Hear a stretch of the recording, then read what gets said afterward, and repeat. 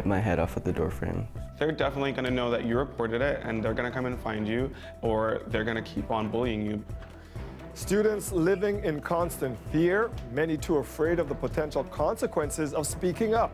A CBC News investigation exposes the widespread and damaging impacts of violence in our schools.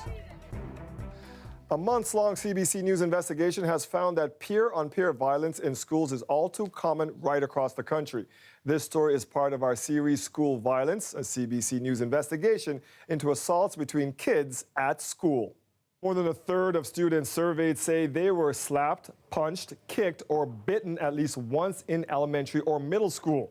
Slightly more reported the same thing in high school, while boys reported experiencing more physical violence at school. When it came to sexual incidents, it was overwhelmingly girls. More than 1 in 4 girls surveyed say unwanted sexual rumors or messages are shared about them.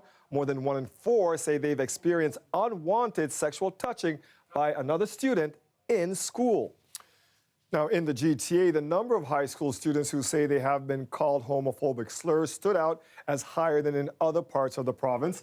Kelda Ewan joins us now with more on this. And Kelda, clearly a big problem here, widespread, but it often goes unreported.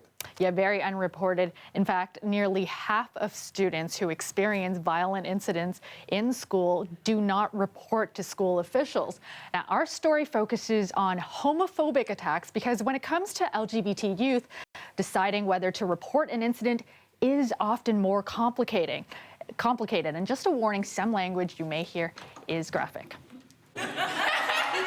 At 20 years old, Jonathan Samuels says he's found his tribe. Here at the Rexdale Community Health Center, he's part of this group of LGBT youth who meet every Tuesday. He's open, confident, but that was not the case when he was a new student in a large Catholic high school in Etobicoke.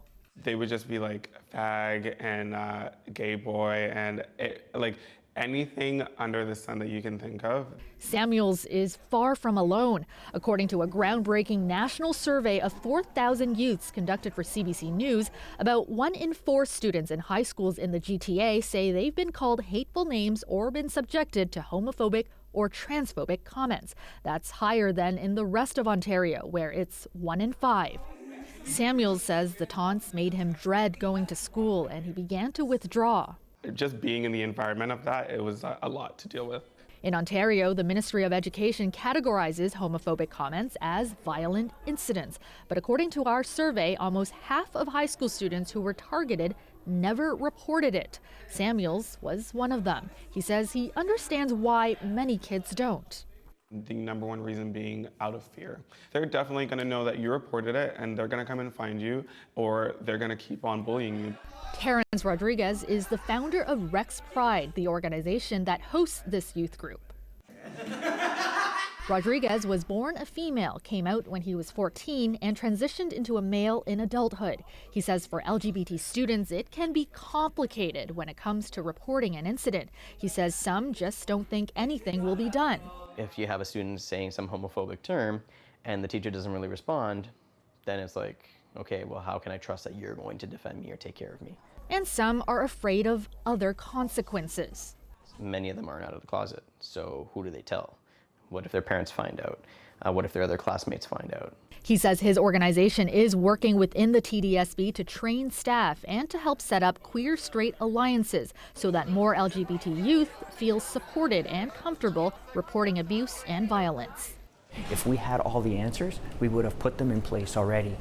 Part of our issue is that we need to be better at walking into other people's worlds.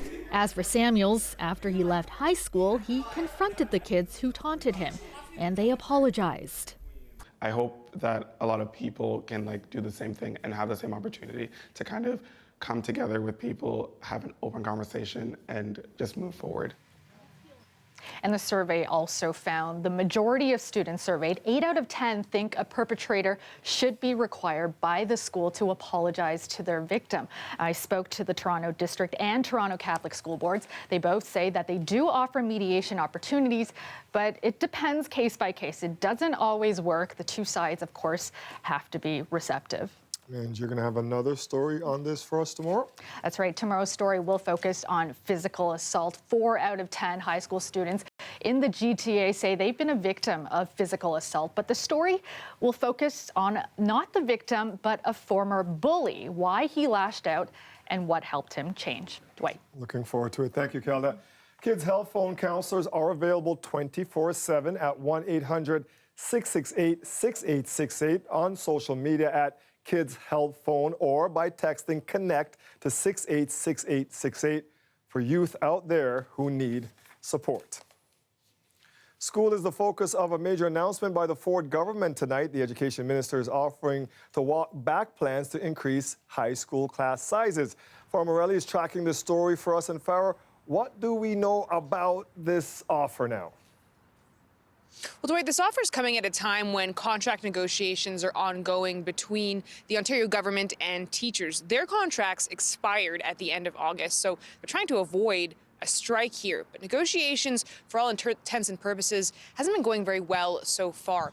Remember back in March, the Ontario government announced that it was going to decrease the average, or rather increase the average class size in Ontario from 22 to 28. And it's been the source of a lot of tension between education workers and the province. So as part of the contract negotiations today, the province has now tabled an offer to the teachers union in which it decreases the average class size from 28 to 25. Here's what the education minister had to say today about the reasoning behind that offer. I think the overwhelming driver of this, the impetus for me to advance this policy, is because I think all the parties have to be somewhat flexible to get a deal. In the absence of reasonableness, and I mean, we can define it differently, but to be quite frank, I think making a material move from 28 to 25, in addition to other moves we made with CUPE, like the restoration of EWs and other critical workers, it shows that we are being reasonable. Now, an offer to lower class sizes does seem pretty reasonable, but there's a caveat. There is, Dwight, and it's a pretty big one, and it's the reason why the head of the Ontario Secondary School Teachers Federation told us tonight he's outright rejecting this proposal. And what that caveat is as part of the government's offer to decrease the average class sizes across Ontario, the union has to agree to eliminate class size caps on all agreements across Ontario. And today, Harvey Bischoff from the OSSTF told us that this offer was even worse than what the Ford government came up with earlier this year, because it would eliminate the maximum size a class could be across the province. What he refused to address was the proposal that went along with it, which is a poison pill to an already poisoned offering, that all class size cap language would be eliminated from every collective agreement in the province. So the guide rails that maintain quality education environments for our students would be removed, is his proposal. There's no upside to this. The other thing I should add, Dwight, is that this offer to decrease the average class size to 25 is still actually higher than what was in place before. The previous arrangement with the government was that it would fund average class sizes of 22.5. Now, the other thing the union said today is that as part of this offer, 5,000 teachers would still lose their jobs. All this is to say that it is rejecting the latest proposal, and that only means one thing: it's back to the bargaining table. Dwight. Yes, it is. Thank you for that, Farah. And another issue the province has gone back and forth on. Ontario's going ahead with its challenge of the federal carbon tax. We've made a commitment to the people of this province to ensure that life is more affordable, that we would fight the carbon tax, and that is what we're going to do to the end. In June, Ontario's top court struck down the Ford government's case against the tax. Now, during the federal election, Ford suggested it was the voters who would decide what happens next, but the province has seemed to backtrack on those comments today. This means the battle over the carbon tax will likely end up in the Supreme Court of Canada. The victim of an alleged gang sexual assault was in court today. She was testifying at the trial for the former owner and manager of the College Street Bar. The woman, whose name is protected under a publication ban, appeared via video. As Lorenda Redekop tells us, many of her memories were foggy, but she said she wanted to leave and was forced to stay. And a warning, some of the details in this story are disturbing. The woman didn't live in Toronto and said she'd never been to the College Street bar before that night in December 2016. She was going to see a friend, a new hire in training, and waited for her at the bar. She says the bar manager, accused Enzo de Jesus Carrasco, told her she looked lonely, so made her a fruity drink. She says later he made her another drink. She says after that, details for her are hazy, describing it as looking through a fishbowl.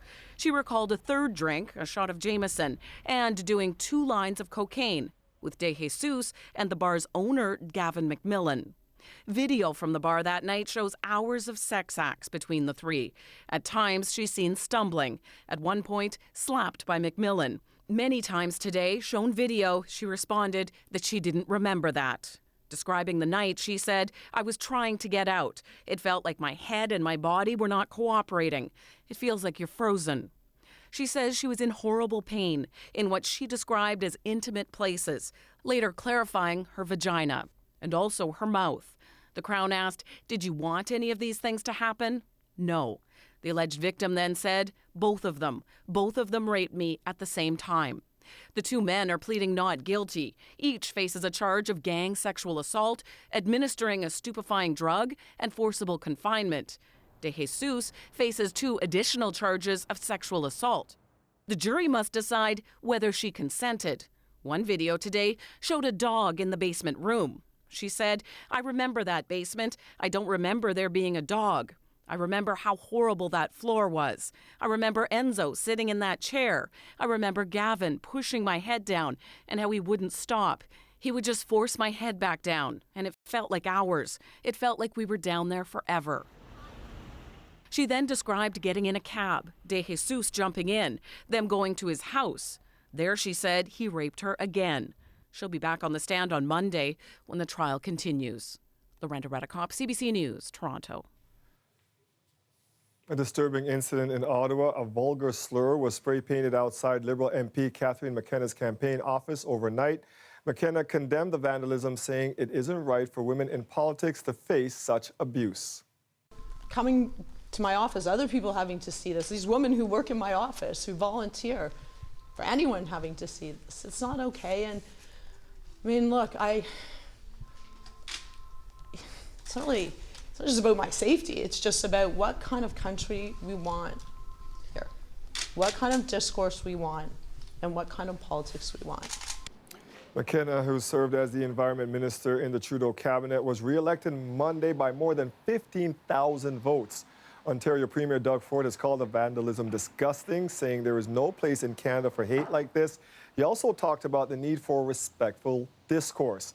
Police say no charges have been laid at this time.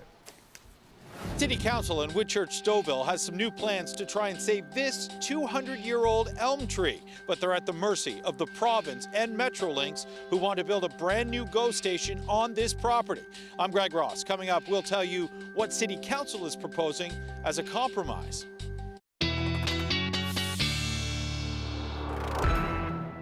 Coming out of Greg's tree, I can't help but think about all the beautiful fall colors out there right now. Colette. Yes, and I'm glad you went a positive place with that, Dwight, and not about all the raking that needs to be done. That's true, too. As the winds have been kind of strong the last few days. So, yes, it is absolutely gorgeous out there, kind of really peaking and some beautiful colors. And if you do have to do any raking, I'll tell you, probably the first half of the weekend, Saturday is going to be a better day than Sunday. We'll talk about that more a little later in the show. Let's just talk about those winds that were quite breezy, quite gusty at times earlier today, and they've been easing up. These are the sustained winds, though. We still have sustained winds up around 20, just over 20 kilometers an hour, and our current temperatures holding on in those double digits. So 11 degrees, we're seeing lots of those. Hamilton, you're coming in at 10 degrees at the moment. And in terms of the cloud cover, yeah, we had kind of a mix of sun and cloud that we've been seeing through the afternoon and into the early evening hours. And as the sun's setting, you know, what's happening through the overnight is that it's going to be kind of changing up. At times we'll have a little more cloud cover. At times we'll have more like partly cloudy skies through the overnight. It's not a big deal. Some isolated showers well to the north of the GTA. So it's really as we get into tomorrow that things will be changing a little bit. So I want to show you what happens. So we start off for this evening, no big deal. Again, just to the north. But as we go towards 8 a.m. tomorrow, see how the clouds are going to start to kind of thicken up. So I think we'll see kind of sunny breaks. At times we'll get a little more sun, but the clouds building in. And then into the afternoon, some of these isolated to scattered showers. So we get a little more significant, and they fall towards the south. So coming away from Lake Huron and Georgian Bay and pushing towards Lake Ontario. So do just be prepared that there may be just a little bit of a sprinkle or a light shower that comes through in the afternoon to early evening tomorrow. After that, we get into this situation where we have a clearing trend Friday night into Saturday, but Saturday's going to be a day where things change, especially later in the day. So your weekend forecast coming up. For now, looking at your overnight low tonight, so quite a bit cooler than last night. We went down to 9 last night, 5 degrees. And then tomorrow afternoon, Dwight, we're headed towards 12 degrees. We'll take a look at that weekend coming up. Thank you, Colette. You're welcome. A tree that's almost 2 centuries old is in danger of being chopped down to make way for a GO station. That's why City Council in Whitchurch-Stouffville is in negotiations with Metrolinx to try and save the old elm. Greg Ross was in Stouffville today. He has an update for us. This tree's been here before, in the airplane, before cars. And now we're looking at just taking it down and building a parking lot and a roadway here. Mark Carroll is the arborist for the town of Whitchurch-Stouffville. He says American elm trees like this one are a rarity in the province these days. There's probably about 100 that are around this size in the province of Ontario. A few years ago, the property the tree sits on was purchased by Metrolinx with plans to build an extension to the nearby Lincoln GO station. Those plans include a bus loop that would run right through the area the tree sits now. It's, far too common to just cut down a tree, scrub a whole lot, and start from scratch. Last month, Mayor Ian Lovett and City Council passed a resolution to identify the tree as a natural heritage feature, a move they say was widely supported by the community. We're a growing community. Transportation's really important to us, but by the same token, if we don't take into account the heritage, we're not going to have any heritage. It's a disposable society. We just throw away everything. I think we should save what we can. There are lots of GO stations around. Surely they can make room for one more tree. Metrolinx appears to be listening as well. And anytime there's something in the community that wants to be saved and is valued by the community, like something like a 200-year-old tree, we want to work together and make sure that's saved. Some city councilors are proposing a parquet around the tree. Carroll says he needs about a 30-meter radius to ensure its safety. The reason I guess you'd want that space around is to protect the roots that are underground, which are probably spread. Oh yeah, we're probably standing on the roots right now. How much longer could a tree like this last? The shape that this tree is in, it's in perfect shape. There's very little dead wood. It's upright. This tree could easily last another 200 years. The mayor says he will continue to negotiate with Metrolinx to ensure it does. Greg Ross, CBC News, Whitchurch-Stouffville.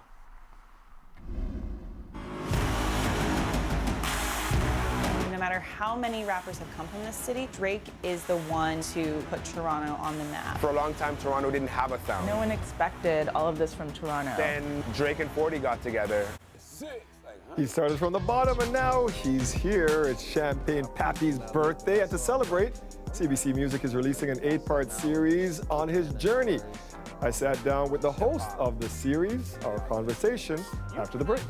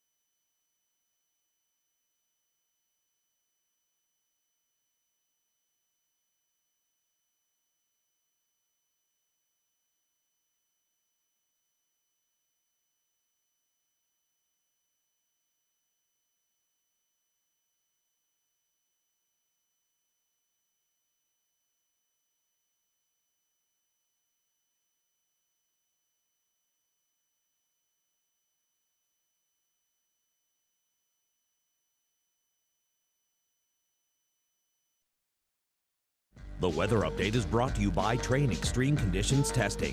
It's hard to stop a train, really hard. Train, the most reliable heating and cooling brand. Q93 is your boy, Wild Wayne. To get y'all in the mood, man, I'm gonna pop you off with some Drake. Here comes that beat. No matter how many rappers have come from this city, Drake is the one to put Toronto on the map. For a long time, Toronto didn't have a sound. No one expected all of this from Toronto. Then Drake and 40 got together. Six, like, huh? I peeked and I looked and I saw him like, all right, we got something. Now we're just kicking in the doors and we're all making noise. Hip-hop is in y'all DNA right now. You cannot go to a club right now and they don't run Toronto artists. That's all they run. That is true. That's a bit of the trailer for CBC Music's new 8-part documentary, Drake's Plan. The first episode drops on CBC Gem today, Drake's 33rd birthday. CBC Music After Dark host Odario Williams hosts the series. I spoke to him about what we can expect. I know you're a man in this music game. Yeah. You've been a DJ, you've done it all in music. So when did you discover Drake? I'll tell you, I was sitting at my desk at the time writing a song. I was on my MySpace page. Remember MySpace? You're going way back. I was on my MySpace page, and just along the right column is where the ads pop up. And there it was, this ad. Pop. Drake comeback season mixtape coming. Yes. And my first reaction was, mixtape? My first reaction was, Jimmy from Degrassi's rapping now? So you knew that He's connection. rapping now? And when you heard the music initially? I'm going to be completely honest Let's with you. be honest. When I heard the music initially, and people, hip-hop heads will agree with me, I heard a young man that listened to a lot of Jay-Z at the time and wanted to be like his idol.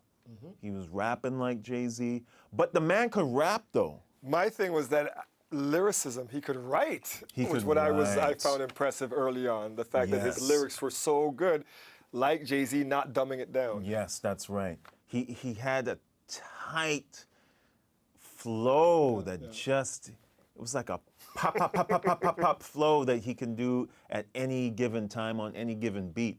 Now, mind you, this was pre-OVO, so he was just subjected to beats that... There were beats we already knew that were already out there. He was just rapping over them. Yeah. Mixtape beats is what we call them, right? In the first episode, though, you guys focus on his early days and specifically his partnership with 40. Right. For me, one of the best producers in the guy. I love this man's rhythms. Yeah. How important is that partnership to Drake and the music and his come up? So Drake and 40, Noah, Shabib, they're basically the McCartney and Lennon. They really are, you know what I mean? Yeah. They're that Mick Jagger and Keith Richards, because they both lend what the other doesn't have. It's a good balance. It's a great partnership. Great partnership. They complement each other. Yeah. And what I love about that story is it got created in the Remix Project, which is a non-profit. In town, helping young artists. Yes, that's right. And thankfully, with the Remix Project, Noah, 40, he was an instructor there. And it was Socrates, a Toronto hip-hop legend. Yes, man, Scarborough legend, yeah. That's right, that brought those two together. Drake literally just asked me for a favor. He said, I need a studio where I can record this song idea I have. I said, let me call my guy. Well, this is Noah at the time, before he renamed himself 40, who at that time was working almost solely for me. And I said, stick with 40. And they were sitting couch across from each other. I said, you guys got a lot in common, because they're both child actors. Because 40 was in a couple movies as a child as well. I was like, you guys got probably a lot more in common than you thought. And from there, that relationship that blossomed between them was absolutely brilliant. Is this just for Drake fans like myself, or do you want people to kind of come and consume this who may wonder what all the fuss is about this particular artist? Well, what I liked about Drake's moves is that they were all quiet and they were all classy. You know, ever since So Far Gone that came out in 2009. It's 10 years. I can't believe it's been that long. It's 10 years, but he did it quietly and he did it with class. And that's what I admired the most. People to this day want to know why. Why Drake? Why the big appeal? These 8 episodes that will be coming out once a week, they give you insight on why. It breaks down the strategy for you. It shows you his mini moves and his major moves. Major moves being an ambassador of the Raptors. That's a major move. So it breaks down those major moves, but also those minor ones that really made a difference. So it's in not his just for the fans and the casual fans. It's for everybody can get something out of this. Right. If you don't have to be a Drake fan, it's still a great story because it unfolds before your eyes over a span of 10 years. And it's not the rise and fall, man. He's still rising. That rocket is still going straight up, This is the rise. And now's a good time to be doing this and telling this story because we're in the midst of it right now. Yeah. We don't want to, look back after it's we done. don't want to look back 20 years of the life of Drake. This is happening now. And let's commemorate the man and let's do this. Thank you and your team for this. It's very timely. Yeah. We'll be hearing you on the radio, buddy. Yes, yes, thank you. As part of their Decade of Drake project, CBC Music has also created an interactive guide around the 6th. You can follow Drake from Degrassi to OVO at cbcmusic.ca/Decade of Drake. Stay with us. We'll be right back.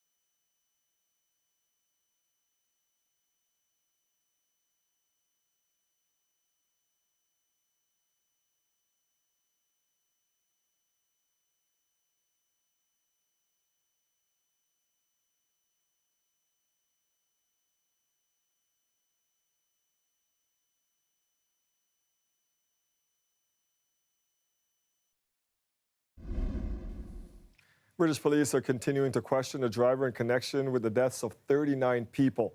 Their bodies were discovered in a refrigerated truck east of London yesterday. Authorities have also raided 3 sites in Northern Ireland where the driver is from. The incident has reignited conversation about the long-standing problem of human trafficking in Britain. Renee Filipponi has more now from London. Police are confirming today that all the victims were Chinese nationals. 8 women and 31 men died in the refrigerated container. Initially, police believed one of the victims may have been a teenager, but today we're being told they were all adults. The Chinese embassy in London has issued a statement saying, "We read with heavy hearts the reports about the deaths of 39 people in Essex, England. We are in close contact with the British police to seek clarification and confirmation of the relevant reports." More details of the container's journey are being revealed. It arrived in Belgium on Tuesday, then traveled to Purfleet, a smaller UK port, earlier Wednesday morning. That's where it was allegedly picked up by the truck and driver, a 25-year-old man from Northern Ireland who remains in custody. Properties linked to the suspect were searched this morning as officials look for potential links to organized crime. But people in the trucking industry here say human trafficking is a problem they deal with constantly and are worried it will just get worse. Drivers are facing attacks. It's fair to say that the traffickers are upping their game in terms of how they're actually accessing and getting into vehicles and bringing migrants through. We're seeing changes there. A vigil has been organized as a sign of solidarity with the victims and to raise concerns about the risks people will take to get to places like the UK. Renee Filipponi, CBC News, London.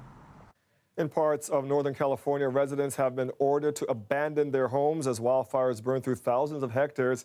500,000 people are also without power. Come 5:30 in the morning, CAL FIRE's banging on the door in their helmets with flashlights saying get out. And the fire was right below that helicopter right now. And it was coming down various pathways, and the winds, I think, were the most remarkable. The fire started in the mountains and expanded quickly. Emergency crews are warning of rapid rates of spread and the risk of potentially extreme fire behavior. On top of this, thousands of homes are in the dark as companies shut off power to help contain the wildfire spread. The fire also threatening a number of wineries. For about a week now, the streets of Beirut have been packed with anti-government protesters. We're here to block the road peacefully, not doing anything wrong. People can still get around, but we're here because we want people to go on strike. This is a civil right. We have to protest. We have to stand up for what we need. And one of the things we need is not to have a government that is literally stealing everything from the people. People from across Lebanon have been coming out day and night. They are angry over the country's struggling economy, crumbling infrastructure, and widespread corruption. The government has tried to come to an agreement with the protesters, but they are still calling on the politicians to step down. It has united people from all religions, young and old, including in an incident that happened a few days ago. A mother was driving in the capital when a crowd surrounded her car. She apparently asked the protesters to keep it down because her 15-month-old son was scared. And that's when they spontaneously broke into a popular children's song.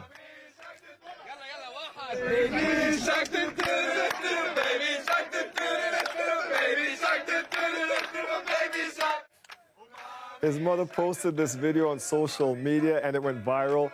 Despite the son's worried looks, the mother says whenever he watches the video, he starts laughing.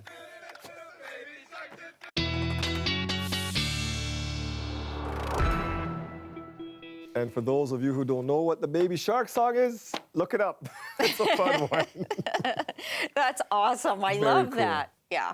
So such good fans there and really thoughtful. Okay, let me show you what's happening in terms of the weather over the next first 24 hours, but then I really want to get into the weekend as well, because this is one you need to do a little bit of planning if you want to be outside and you don't want to be getting wet while you're out there. So just know that in the next little while, okay, today wasn't terribly warm. It was near seasonal, but we're just going to find that the overnight temperature tonight drops a little cooler than this morning. This morning it was 9 degrees, so that's not that bad. It gets a little cooler for overnight tonight and then cooler still Friday night into Saturday. Now, along with that, a few isolated showers just towards the north of us and maybe making their way in tomorrow afternoon to the GTA. And we're going to end the weekend with some wet conditions as well, and probably probably some significant rainfall coming through. There are your averages. The high at this time of year, right around 12 degrees, and between 2 and 3 for an overnight low. And these are the numbers that we're holding on to. Now, we've got a single digit for London, but we're still at 10 degrees in Hamilton, 11 in Toronto, and it is quite a nice evening. Pretty quiet conditions, some very, very light isolated stuff up towards Huntsville and that region. We're not seeing anything really else. There'll be some cloud cover, a little extra cloud cover at times through the overnight tonight.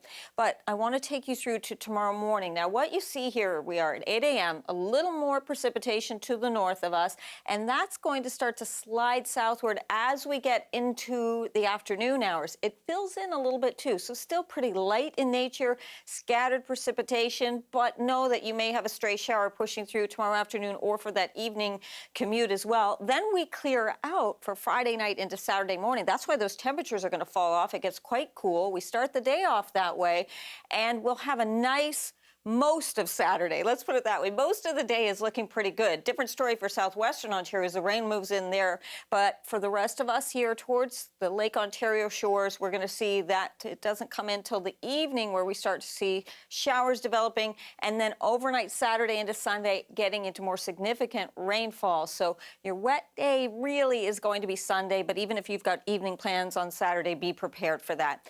Overnight tonight, these are those slightly cooler lows, still above seasonal, but that's what we're looking at. Some isolated showers possible tomorrow. These highs very, very close to seasonal readings. Certainly not a bad day. And Saturday, again, looking good for most of the day. The high just 11. It is warmer on Sunday, but it's wetter as well. And then we dry out as we go back to school and back to work next week. Thanks, Colette. You're welcome. He has been the voice of Toronto in the morning. Now, Matt Galloway will become the voice of the country. The CBC radio host is making the move from Metro Morning to The Current. I caught up with him just moments after the big announcement was made. I've done Metro Morning for almost 10 years, and I love this show, and I would not leave it if it weren't for an opportunity like The Current. To talk on a national scale, a national morning radio program, is really something exciting. Those things, I mean, the opportunity to speak to an entire nation is something that I couldn't really pass up. Is that a big part of the lure because you're so hyper-focused with local on Metro Morning and, you know, part of this city, part of the fabric of our town, we wake up with you in the mornings, but now people across the country will get to share. I hope so. I mean, the neat thing about a morning radio program, and CBC has a long history of morning radio shows, national morning radio shows, is that you do get to talk to the entire nation. Yeah. And you have the nation almost talk to itself. Do you know what I mean? So the West talks to the East, people in Quebec explain themselves to people in the West, and hopefully you can kind of facilitate a larger conversation, which is, we've been doing that here in the city, getting people to talk to each other, and this is kind of like a different kind of version. Let's go back. It's Thursday, a little throwback. What was one of your favorite moments over the past decade on Metro Morning? I've been lucky, and I have an incredible team of people that I'm fortunate enough to work with who take my harebrained ideas and will kind of put them into action. So I would say we should do a show from a streetcar, and we should go from one end of town to the other along the Queen line, and they figure out how to do a live radio program from a streetcar. Or last week when we did a show from the GO train. Yeah, that was fun. Or, I mean, the other parts are just here in the studio, where we do on the show, you know, 10, 12, 13 interviews a morning, and it's from, you know, the Prime Minister to the Chief of Police to the Mayor to normal average Torontonians. The guy that drove you in the cab that morning, I've heard that. Who have amazing stories, Yeah. right? And that's the thing, is that you get to kind of unpack a little bit of the story of the city, kind of one person at a time. Is that what you're going to miss the most about the gig? I love this town, and people who listen to the program know that, and I've been confronted saying, you know, the city isn't as great as you say it is. And I think it is. I think we're a city that has all sorts of wicked problems, but we have incredible potential and talent, and to be able to talk about your city every morning and wake people up and tell them the good and the bad, but hopefully get them thinking about the possibility of the city is, yeah, it's a privilege and an honor. What do you want to say to the legions of fans out there who drive to work with you every morning? Well, they're going to have to stay in their car now past 10 o'clock to get a little bit of Matt. What do you have to say to all those folks who have supported you all these years? The great thing about radio is that you meet people every day who listen to the program, and every person who has come up and said good and bad things to me. Yeah. It's the CBC. You own us in some ways, and I hope that I've earned your trust. I hope that I've earned your respect, and it's been a pleasure. People say, you know, you're the first thing I hear in the morning, and we wake up with you in the morning. That's amazing. I mean, you have to really think carefully about the first thing that somebody hears in the morning. You don't want to jar them out of bed or something like that. And I'm not going far. It's just a little bit further on. So hopefully people will stay, as you said, in their cars. The traffic here will demand that you stay in your car. You're not going anywhere. And listen a little bit longer. Final question. This is the most important one. Uh-oh. How much are you looking forward to sleeping in a little longer? Is 5 a.m. sleeping in? It is when you wake up at 3 a.m. It is when you wake up before 3 o'clock in the morning. It'll be nice to have a bit more of a normal life. I love the city in the morning. I mean, in the middle of the night. Dark and early, as you said. Yeah, in the wee small hours, it's me and the skunks, and not a lot of action in the city. And you see it kind of coming to life, right? I will miss a little bit of that, but I'm not lying if I say that I won't be happy to get a bit more sleep and stay up a little bit longer, in the evening and actually see my family, rather than going to bed before the Raptors game starts or something like that. Exactly. Yeah, and the kids will be excited too. Congratulations, Thank you, sir. He's not going far. It's just one show over. Stay a little longer in the car and listen. The great thing about radio is you want people to be late for work, and hopefully people will be late listening to us a little bit later on. I think they will be. Thank you, sir. Thank you. Congrats. Thank you. And clover by clover, with care, she picked up and searched them and called, "Are you there?" Horton hears a who. Anyone? What he did was completely groundbreaking. I think we forget just how much impact he had on the world of children's literature. I'm Ali Chiasson. Coming up, this next story is for you, Dr. Seuss fans. We will take you on a tour of an all Dr. Seuss themed exhibit. That's coming up.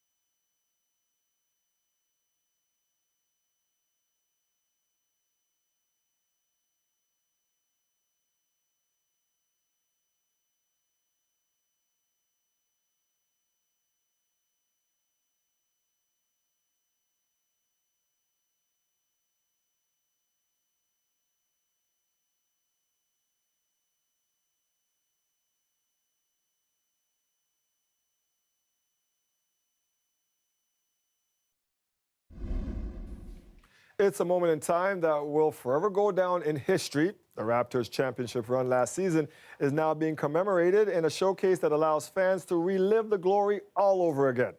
We realize that not all fans have an opportunity to be inside the building when the team plays. So it was really important for us to have a showcase experience that's open every single day for a long time, that gives every fan an opportunity to have a moment with the trophy and relive this experience for them.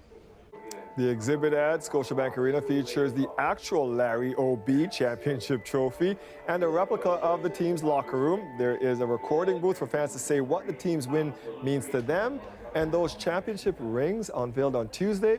You can walk away with a replica of your very own. Also get to experience the championship ring collection here as part of this tour. They can not only try on the rings, but also purchase them, just like this one here. And there are also other rings and other pendants available at the experience. The showcase is free to fans who have registered on the Raptors mobile app. It's on until November 18th. Now, do you like green eggs and ham? If so, you may love the new Dr. Seuss exhibit. Whether you're a fox in a socks or a turtle named Yertle or a reformed Grinch, the brand new fantastical experience has it all. Alicia Sound brings us the story all the way from Whoville, Mississauga. Oh, the places you'll go for fun, like inside an old sports check outside of Square One. Okay, I'll leave the rhyming to the doctor. Seuss, to be proper. With this experience, we like to imagine if he were here today and he walked through this, maybe he'd find it fun. And maybe... Like Dr. Seuss stories, the 7 themed rooms have lessons of love and learning, starting with the Lorax. It is a fantastic room.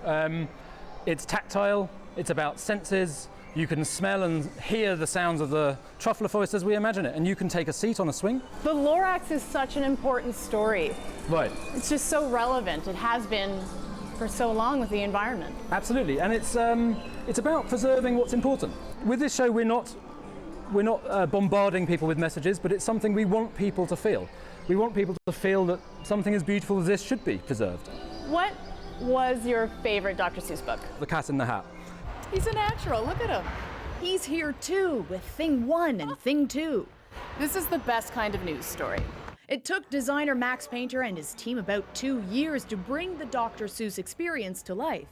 So what book is this one based around? This is Did I Ever Tell You How Lucky You Are? It's about this poor chap who's taken his machine apart and he just cannot fix it. So we've got a whole bunch of things over there you can break and fix and have fun with. This must have been so much fun to dream up. Lots of work though, 2 years. Yes. How do you get inspired? Well, the books themselves are very inspirational. What we're trying to make here is what we think the Dr. Seuss world would look like if it actually came to life. Clever use of the infinity mirror idea here too. We're not trying to make it about any one group, we're just trying to make something that truly is fun for the whole family. Can I count on you watching CBC Toronto News at 6 tonight? Of course you can, if I'm still awake. It's been a long day for me. I love it. Thank you, Cat in the Hat. You're welcome. Bye-bye. I think the show for me is more about people than it is about food. We brought you delicious food from across the city, and coming up, meet the man behind it all as he celebrates a special anniversary. We'll bring you there coming up.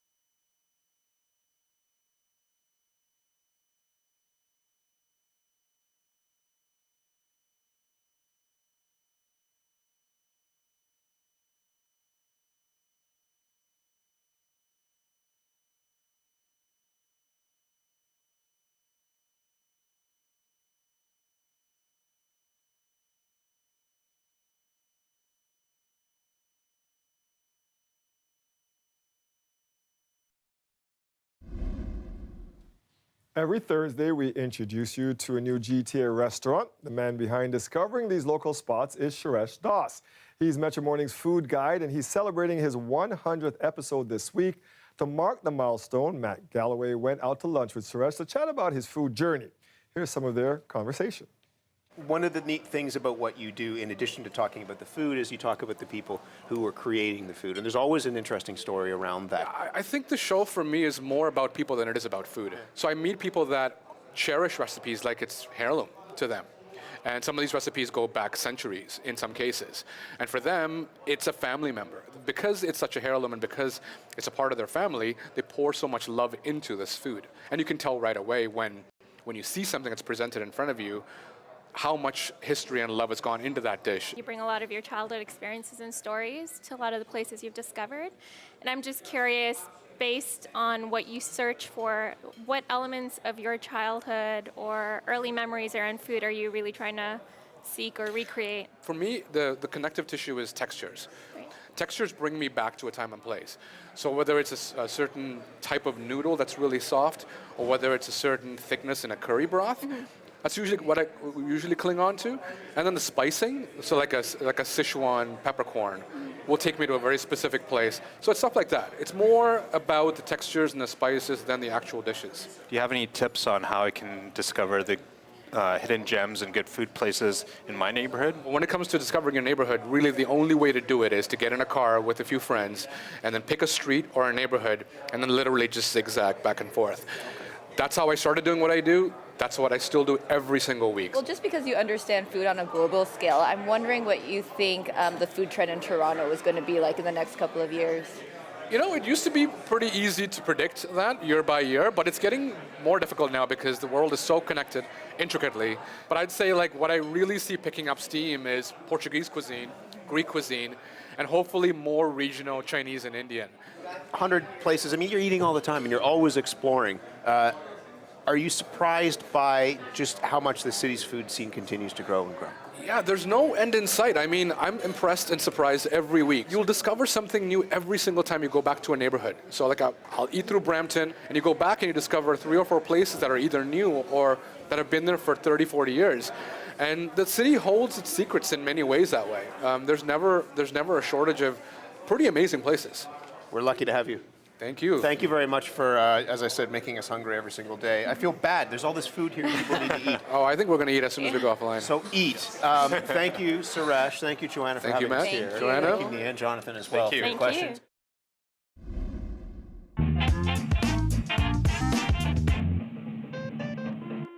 This week in 1968, the McLaughlin Planetarium opened. And we've never had a planetarium, and we should.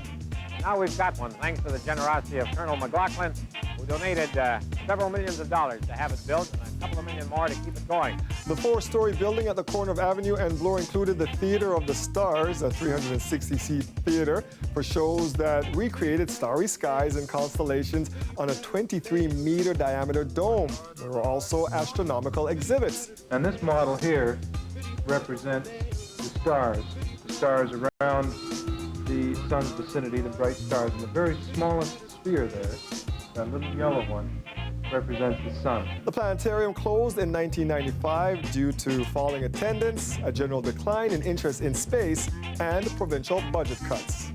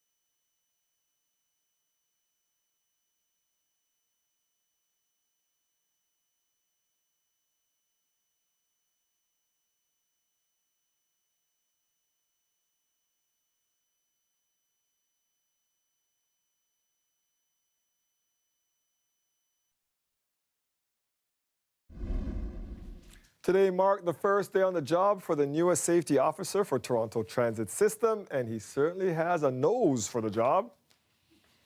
Officer Dash is an explosive detection officer. He trained for 12 weeks with his handler to recognize more than 20 scents related to explosives. He is now responsible for sniffing out any potential threats across the transit system. But if you see him, it's a paws off policy. Metrolink says Dash is there to focus on his very important job. And he's a good-looking pup, and you want to hug him, but he's working, so don't bug him. It's important to work. All right. It's hard with service dogs, but you just remember when they're home or when they're off duty, they're getting all kinds of love and attention. They do, but when they're working, they are working. They got a job to do. I've got a job to do. Yes, you ma'am. want some? You want a forecast? Just a little bit, yeah. All right, let's talk about what's happening through the overnight hours. So 5 degrees, that's above seasonal, but it's cooler than what it was last night. So tomorrow morning, it's a little bit of a chillier start. You'll need an extra layer or two. And then as we go through the day tomorrow, we're headed to a high of 12 degrees, but some isolated showers may be coming through our skies late afternoon into the early evening. So that's a seasonal high as well, that 12 degrees. Just know you might want to have the umbrella kind of around. I would personally, but it's not going to be that much rain that we'll be seeing. Different story though, Dwight, as we go into the weekend is that Saturday looks mostly good, but Saturday night and then Sunday does look like we're talking about some more significant rainfall coming through. All right, thanks. You're welcome. That's it for us tonight. I don't like how you're inching closer and closer to zero. Have a good night, everybody. We'll see you back here. I don't want 5 to do it. overnight and then down to 0 like right